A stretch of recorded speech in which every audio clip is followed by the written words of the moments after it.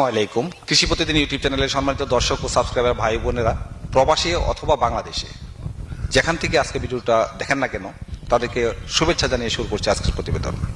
আজকের এই প্রতিবেদনের মধ্যে আমি আপনাদেরকে জানানোর চেষ্টা করব, আমরা হাওরে হাঁস পালন করা নাকি আবদ্ধভাবে হাঁস পালন করা, কারণ দুইটির মধ্যেই কিছু সুবিধা অসুবিধার কথা বলবেন। এবং ওনার কাছে যে হাঁসগুলি আজকে দেখছেন, সেই হাঁসগুলির বয়স কতদিন, কতগুলো হাঁস আছে এখানে, তো এখান থেকে তারা নাকি ডিম কালেক্ট করে তারা হ্যাচারি পরিচালনা করে আসছেন, কতগুলি ডিম পাচ্ছেন তাও আপনাদেরকে জানানোর চেষ্টা করব। তাহলে চলুন আজকের প্রতিবেদনটা শুরু করি।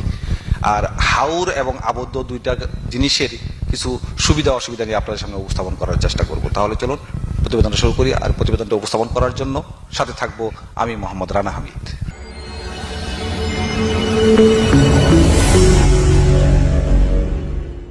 আসসালামু আলাইকুম। আমার নাম মোহাম্মদ হারুনুর রশিদ, গ্রাম বাংলা হাঁসকামার, নেত্রকোনা জেলা মদন উপজেলা কুঠুরিকোনা গ্রাম। আমরা যারা নতুন বা প্রান্তিক কামারি যারাই আছি না কেন, আমরা যারা হাঁস পালন করি, আমরা যারা আবদ্ধ অবস্থা হাঁস পালি, এদের লাভজনক একরকম। আর আমরা যে খোলা এই জায়গায় হাঁস পালতেছি অরণ অবস্থা, এদের লাভজনক অন্যরকম। বিশেষ করে আমাদের নেত্রকোনা, কিশোরগঞ্জ, এই সুনামগঞ্জ, এসব এলাকা কিন্তু হাওড়া এলাকা।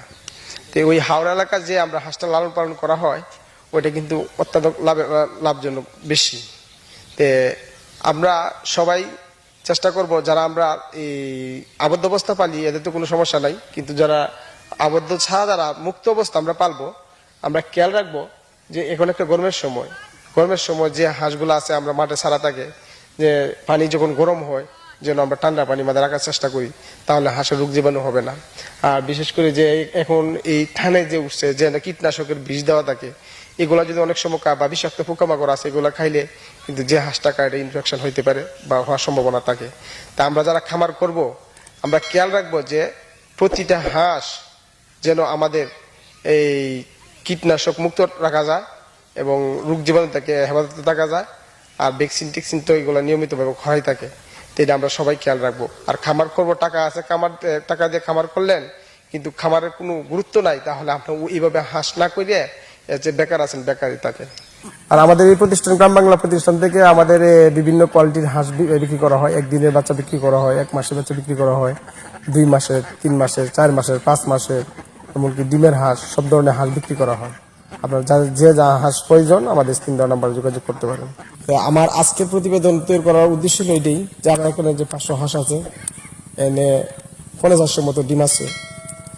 আজ এই হাঁসটা তো খোলা মাঠে তারা রাখা হয়।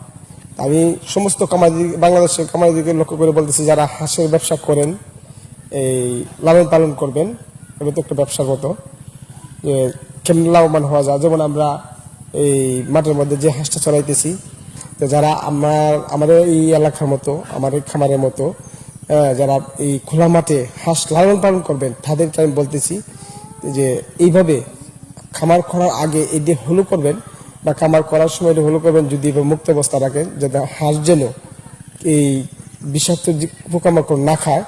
এমনকি গরম পানির মধ্যে যদি হাঁসটা না থাকতে আপনার হাঁসের সমস্যা হতে পারে। যারা হাঁস লালন পালন করবেন, আমাদের ভিডিওটা দেখে শুনে বুঝে এরপরে হাঁস লালন পালন করবেন, তাহলে ইনশাল্লাহ লাভবান হবেন। আজকে যে খামারে আমি দেখাইতেছি, ওই খামারে আর আমাদের সেই খামারে অনেক খামার আছে, ওই খামারে সব ডিম একত্র করে আমি হাঁসের পরিচালনা করতেছি। এখান থেকে যারা আমরা হাঁস কিনবেন, তারা আমাদের স্ক্রিন দেওয়ার নাম্বারে যোগাযোগ করবেন। হ্যাঁ, আমাদের এখানে হাঁস এই শুধু বাচ্চা থেকে 1 দিন থেকে 1 মাস, 2 মাস, 3 মাস, 5 মাস এরকম ডিমের হাঁস বিক্রি করা হয়। যাদের প্রয়োজন মনে করেন তারা যোগাযোগ করতে পারেন স্ক্রিন দেওয়ার নাম্বারে। এ বলে আমার কথা শেষ করছি। সবাই ভালো থাকেন, সুস্থ থাকেন। আল্লাহ হাফেজ।